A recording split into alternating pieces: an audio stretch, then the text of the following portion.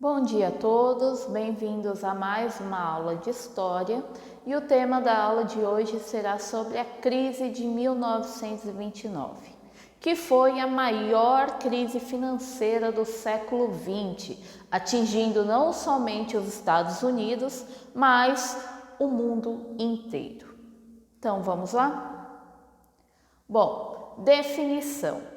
A crise de 1929 ela foi uma grave crise do sistema capitalista, com origem nos Estados Unidos no ano de 1929 e que se propaga pelo mundo na década de 1930. Então, como eu havia dito, vai ser uma das principais crises financeiras do capitalismo e que vai atingir não somente os Estados Unidos, mas praticamente aí o mundo inteiro. Aí na imagem nós temos um pouquinho que mostra o contrassenso que vai ocorrer nesse período, porque atrás nós temos uma propaganda norte-americana falando de como é bom o modo de vida americano e na frente nós temos uma fila de pessoas desempregadas. Então mostra um pouquinho o cenário que vai ser a crise de 1929 e o contrassenso que vai ser a década de 20.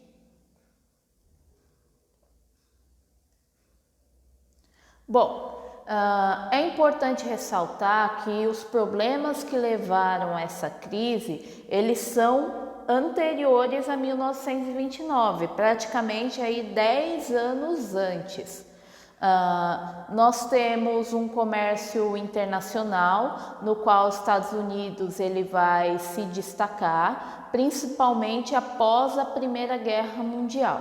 Então, com a Primeira Guerra Mundial, os Estados Unidos ele vai se destacar como a maior potência econômica mundial e vai ter aí um grande crescimento econômico. Só que esse crescimento ele não vai se dar de forma homogênea, porque ele vai ter um grande crescimento econômico, só que apenas uma parcela da população dos Estados Unidos vai ter acesso a esse crescimento econômico, a esse dinheiro. Então, eles não vão ter uma boa distribuição de renda.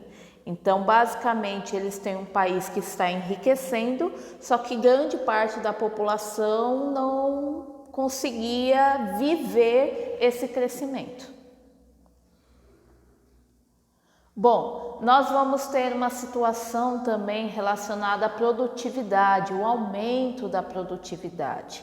Porque as tecnologias que foram utilizadas na Primeira Guerra Mundial, elas são reorganizadas após a guerra e passam a ser utilizadas em produtos em prol da humanidade, de maneira geral. E isso faz com que haja um aumento da produtividade.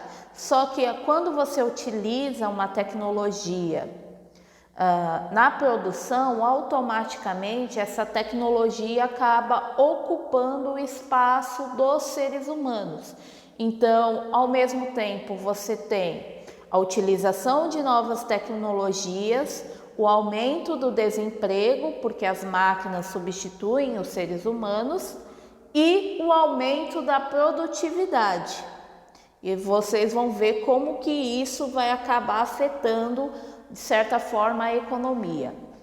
Uma característica muito interessante dessa época é que, com essas novas tecnologias, as pessoas achavam que estavam vivendo uma nova era, um novo momento, a guerra havia acabado e eles achavam que agora seria um momento novo de crescimento da sociedade.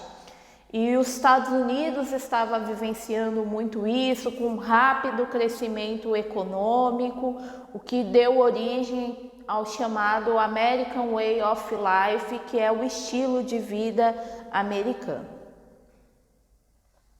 Bom, nós temos também a concentração de empresas.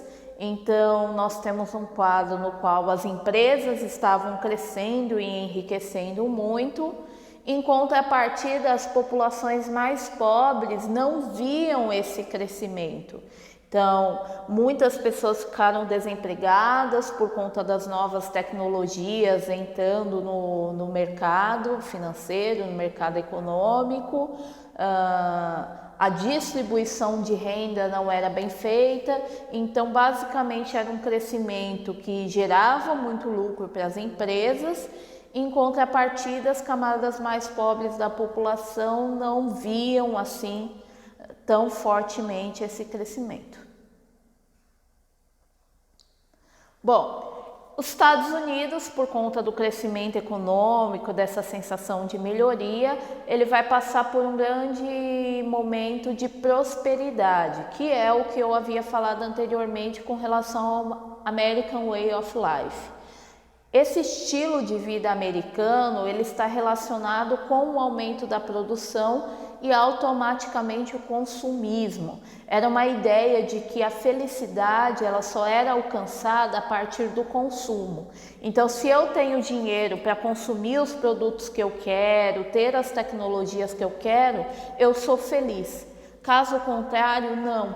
Então, você vai ter um momento nos Estados Unidos em que a população ela vai estar meio que desesperada para conseguir dinheiro para poder consumir, porque é o consumo que gera a felicidade. E todo esse pensamento dos Estados Unidos, da cultura norte-americana, ela vai ser também transmitida aos outros países através de filmes hollywoodianos que naquela época já começam a fazer sucesso e acabam levando um pouco da cultura norte-americana a outros países. Até hoje a gente tem um pouco desse pensamento de que o consumo é importante para a felicidade humana. Bom, é um momento também que nós temos o destaque do movimento feminista nos Estados Unidos. O movimento feminista ele vinha ganhando força desde aí da Primeira Guerra Mundial, no qual as mulheres começaram a entrar no mercado de trabalho e ganhou muito mais força quando a guerra terminou, porque os homens retornam e eles querem que as mulheres voltem a ser aquelas mulheres belas, recatadas e do lar, e as mulheres não aceitam mais essa situação e começam a lutar pelos seus direitos. E aí esse movimento nos Estados Unidos vai dar força para que as mulheres ganhem o direito ao voto, a participação dentro da política. Outro destaque que a gente vai ter também nessa época é a chamada Lei Seca, no qual a gente tem a proibição do consumo e da venda de bebidas alcoólicas nos Estados Unidos. Isso se deve por vários motivos, questão de saúde e tudo mais, mas também tem a rivalidade dos Estados Unidos com a Alemanha durante a Primeira Guerra Mundial. Grande parte das cervejas que vinham para os Estados Unidos acabavam vindo da Alemanha. E aí então o presidente dos Estados Unidos na época ele instituiu a Lei Seca, que foi a proibição da venda de bebidas alcoólicas. Isso gerou contrabando dentro dos Estados Unidos e a formação de gangsters que basicamente começaram a se organizar para contrabandear bebidas e vender essas bebidas para a população.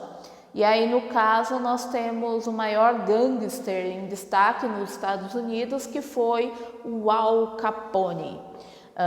Ele era um traficante de bebidas ilícitas, que seriam, no caso, o consumo de álcool. Bom, toda essa situação vai gerar os fatores que vão levar à crise de 1929. Essa crise nada mais é do que uma crise de superprodução.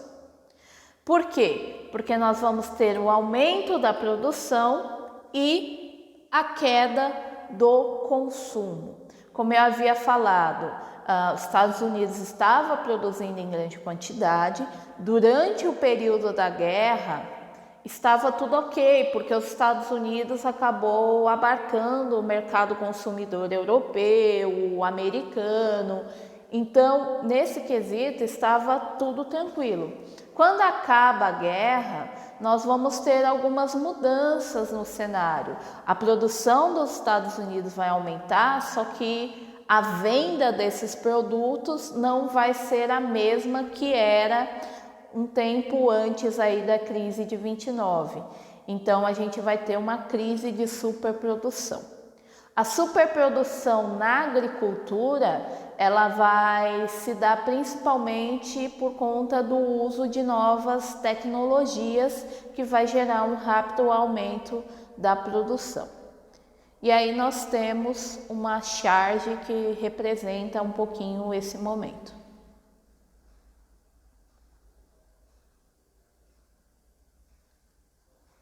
Bom, no caso aí, uma maior produção requer um maior número de consumidores. Só que, como eu havia dito, havia um crescimento econômico, mas não havia uma distribuição da renda nos Estados Unidos. Então, a maioria da população não conseguia consumir em grande quantidade como era necessário nos Estados Unidos. Então, basicamente, nós temos uma parcela da população que não consegue fazer parte desse mercado consumidor. Bom, e aí dentro desse sistema nós temos a chamada Quinta-feira Negra.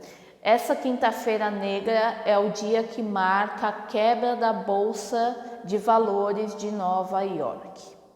O que vai acontecer? Nesse pensamento do American Way of Life, muitas pessoas vão começar a vender suas coisas, pegar dinheiro emprestado para investir na Bolsa de Valores. Porque como os Estados Unidos estava crescendo muito, eles acreditavam que era a forma mais rápida e eficaz de você enriquecer, para poder, lógico, consumir e alcançar então a sua felicidade. Então, muitas pessoas estavam investindo na bolsa sem conhecimento nenhum e começou a ter uma série de especulações, porque a bolsa de valores é um investimento de risco. Você acaba comprando uma ação, um pedaço de papel que diz que você tem uma porcentagem de uma determinada empresa.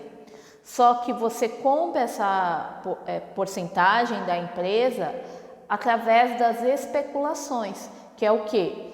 As ideias que tem no mercado de possibilidade de crescimento ou queda de uma determinada empresa.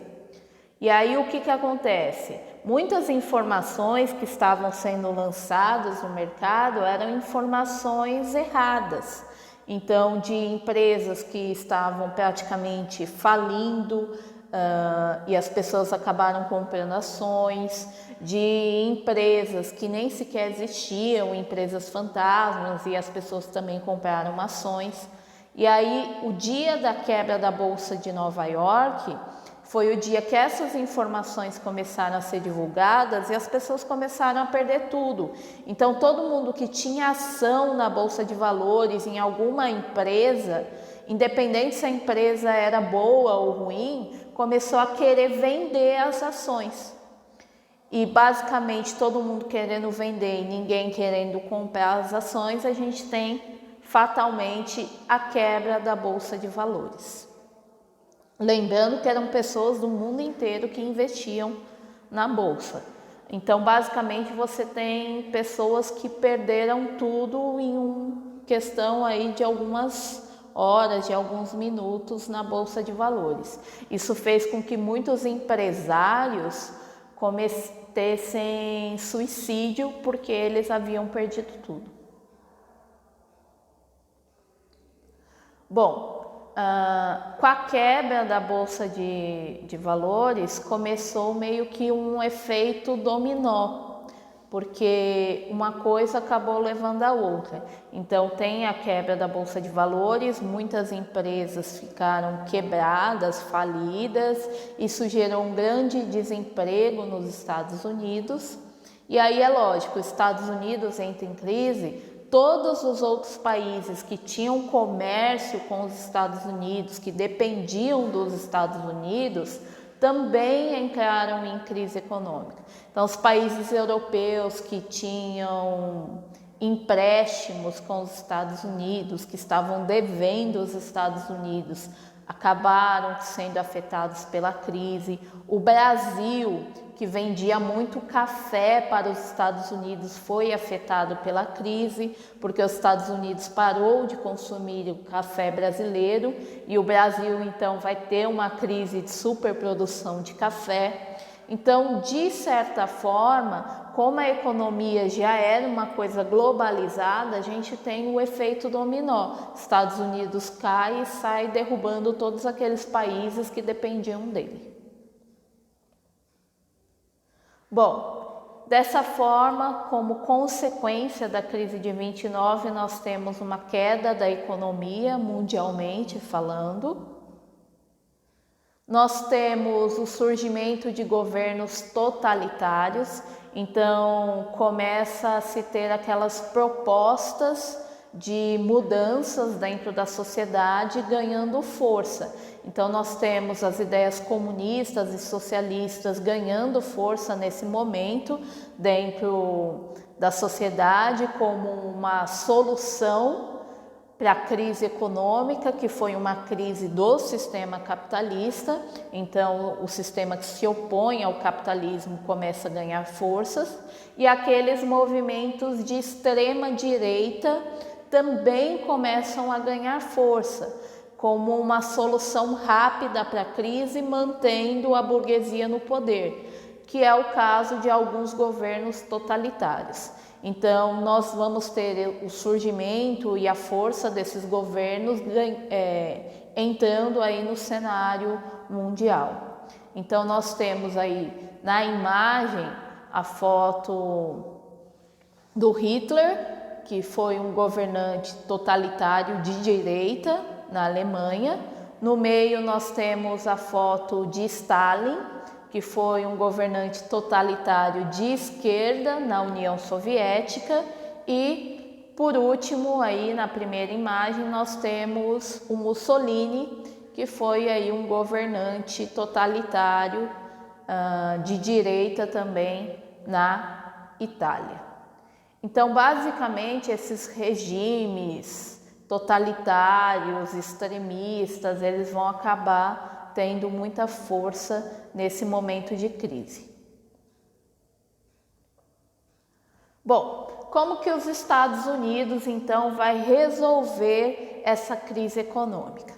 Bom, essa crise ela vai ser resolvida através aí do presidente Franklin Delano Roosevelt, no qual ele vai implantar uma política econômica, o chamado New Deal, com o objetivo de recuperar e reformar a economia norte-americana. Então ele vai deixar um pouco de lado as ideias liberalistas e vai implantar o que seria o neoliberalismo, o novo liberalismo. Bom, basicamente o que se baseia o New Deal? O Estado ele vai interferir em alguns setores da economia para evitar novas crises. Então o governo ele vai começar a fazer empréstimos aos bancos para evitar a falência do sistema financeiro.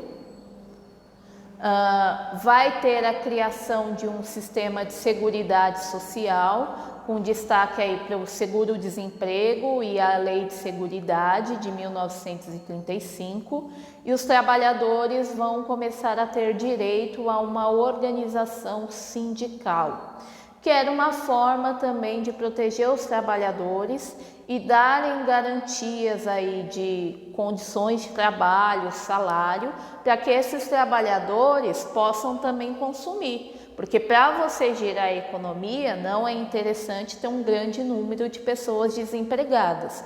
porque uma pessoa desempregada é menos um consumidor dentro do mercado.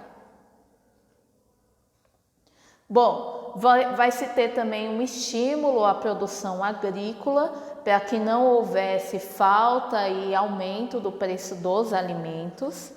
E nós vamos ter também uma grande quantidade de construções de obras públicas, principalmente hidrelétricas e rodovias, que vão ser basicamente aí financiadas pelo Estado. O Estado ele vai fazer essas construções para gerar empregos, para poder então movimentar a economia norte-americana. Como eu falei, para você girar a economia, você tem que ter pessoas empregadas com um salário adequado para que ele possa ser também um consumidor dos produtos. Bom, gente, por hoje é só. Aqui nesse slide nós temos uma organização, aí, um mapa mental dos principais efeitos da crise de 1929 para vocês poderem estudar. E nesse último tem um documentário no YouTube sobre a crise de 1929. Quem tiver interesse, é um documentário bem legal, eu recomendo para vocês, tá? Não esqueçam de fazer as atividades e até a próxima.